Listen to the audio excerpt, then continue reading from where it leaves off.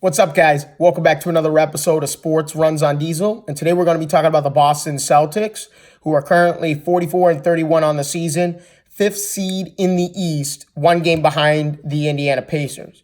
Everyone is wondering what is going on with this team. You know, they've had a big up and down roller coaster season. And we're going to start right off with Kyrie Irving averaging 24 points, 7 assists, 5 rebounds. And Kyrie Irving needs to facilitate more to his teammates like Jaylen Brown, Tatum, Horford, Hayward, Morris, Rozier. He's got to facilitate to these guys and keep them involved in the mix and in the offense. You know, the Celtics have 6 players who average in double figures. But I think that Kyrie could facilitate more and get them more involved. So then when it comes to killer instinct mode and clutch time, Kyrie Irving has one-on-one situations and he's not going to get double teamed and, be forced to pass the ball to someone else who might not make a shot. Not saying no one on this team is not capable of making a shot, but that's number one is Kyrie Irving's got to facilitate more to his teammates.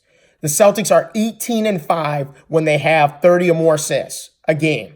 That's a big statistic because this team relies on ball movement, number one. That is huge. They rely on ball movement. The more they move the ball, the better they play on offense. Number two, Celtics rely on the three ball way too much. They average 35 three-point attempts a game. They make about 13 of them, and they shoot at about a 36% three-point percentage. So that's top 6 in all 3 categories.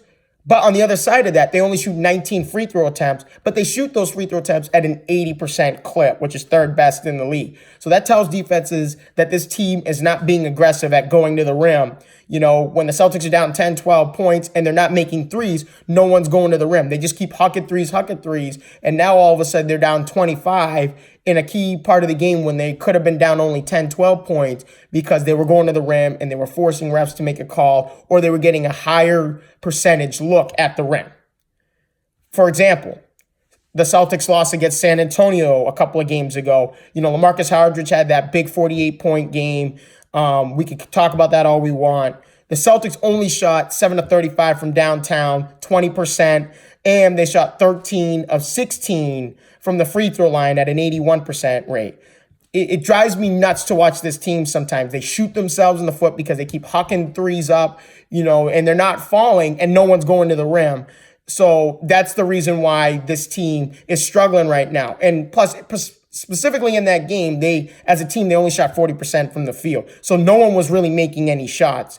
So it's like this Celtics team drives me nuts. They shoot, and no one's going to the rim and forcing things and, maybe dishing out to a teammate who's got a better look at the rim than, shooting 3 all the time.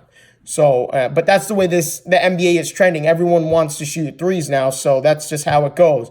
But there is a glimmer of hope for this Celtics team. The Celtics team just played Cleveland the other night, and they won by 10 points. Even though Cleveland's not a good team, Marcus Smart had a season high that night, 21 points. 19 of Tatum's 21 came in the first half. Horford had 19 points, 8 rebounds. Hayward had 15. Morris had 14. So, and guess what? The Celtics shot 10 of 25 from 3-point range, 40%. They shot a good free throw. They shot a good 3-point percentage because they're passing the ball. They're relying on each other in the offense. If someone drives, someone can kick it out, and they have wide open looks from downtown. So that the Celtics played phenomenally great against Cleveland, even though Cleveland's not really a good team. But it was a good sign of hope for this Celtics team going into the playoffs. It's a good start for them. But there was no Kyrie in that game, number one. Number two, Celtics just improved after that win to 11-2 without Kyrie Irving. And I'm just going to be honest, I think the Celtics team is better without Kyrie Irving. They average 1 more point a game without Kyrie Irving, which is really not a big deal. But they only give up, 102 points a game without Kyrie Irving on the floor defensively. With Kyrie, they give up 108 points. So defensively, they're a much better team without Kyrie Irving when he's not playing. because of Marcus Smart and Terry Rozier and the pressure they put on the ball when it's getting brought up the court by opposing point guards. Their pressure sets up the defense behind them. So but statistically, the Celtics are great defensively, no matter if Kyrie's on the floor or not, but they're an even better team without Kyrie Irving. And without Kyrie Irving on offense, they rely on each other more and more. There's more ball movement and everything.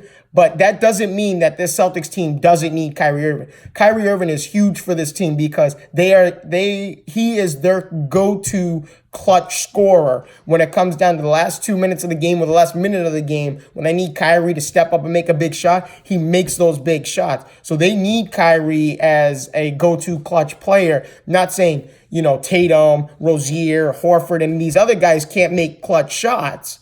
But at the same time, they need a go-to scorer, and that's Kyrie Irving. So, but tonight's a huge game tonight. They play Indiana tonight.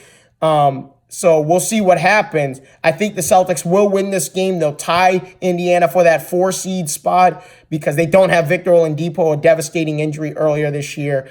So we'll see what happens. But I want to thank you guys for your time, and have a good day. Make sure to go to my Facebook page, Sports Runs on Diesel, hit that like button, comment, and thank you guys. Have a good day.